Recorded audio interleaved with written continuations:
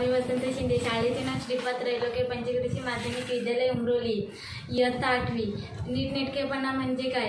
टापटीप नीटनेटकेपणा ह्याला जीवनात फार महत्त्व आहे। उगाच कोणी कसंही राहण्यात काय अर्थ आहे?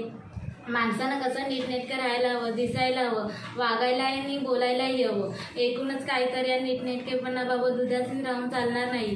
कारण त्यावरचं अवतीभवतीच्या समाजातील आपले लोक मूल्यमापन होत असते।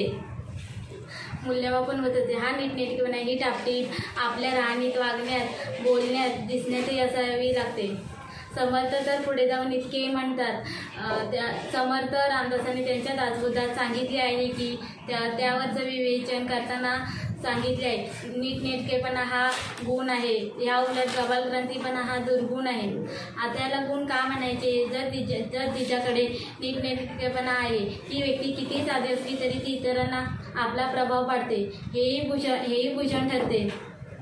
नीटनेटकेपणा ती इतरांना आपला प्रभाव, व्यक्तीतील स्नेह, मैत्री, आपलेपणा, जिव्हाळा हा जपून आणि जागवून जातो।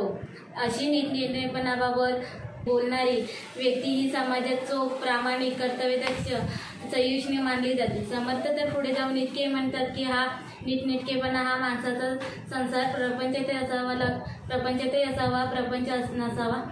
नीटनेटकेपणा तो नसावा, तुटका फाटका। धन्यवाद।